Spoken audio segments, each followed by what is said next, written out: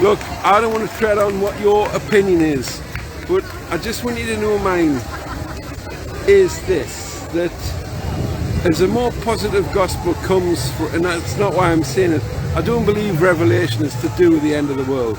Let's just put it that way. And I don't believe you should be tying 1 Thessalonians and other things together to make some kind of fabricated end times theology that basically comes from something that happens in the 1850s, from a prophecy a Scottish woman gave, and from Millerism, and from the Schofield Bible in the States, which has lent us all as Christians. We're always looking for world events to see what the end of the world's going to be. Is this going to be the end of the world? Well, it might well be.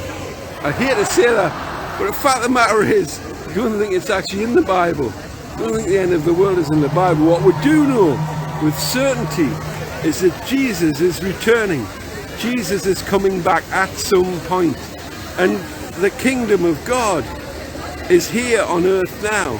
And Jesus is ruling and reigning now.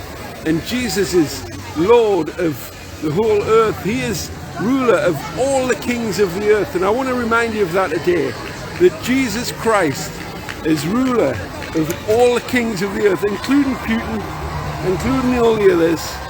And I want you to remind you also that our battle is not with flesh and blood. Our battle is with the rulers and authorities, the powers of this dark world that we find ourselves in. And we as Christians have authority to do something about that. We can pray, and I've come here today as a prophetic sign more than anything else. And you might ask, well, why?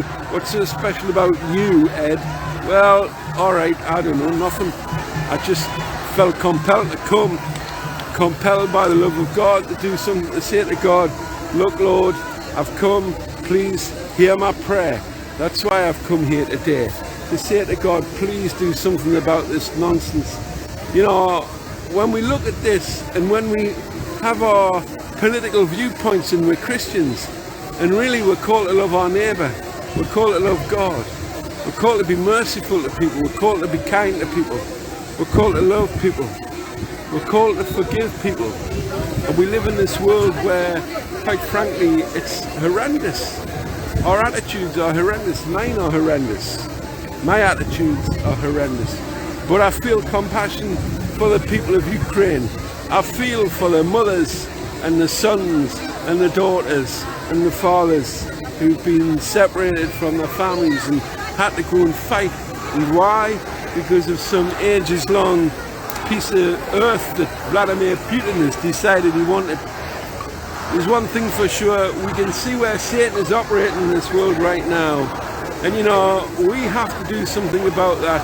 And we can call on our God who has the victory over Satan. And that's what we should do. And that's what I'm here to do today. And I'm going to do now. And I'm going to do later. And I'm going to do at the Russian embassy tomorrow. And I'm going to do at the Ukrainian embassy tomorrow as well.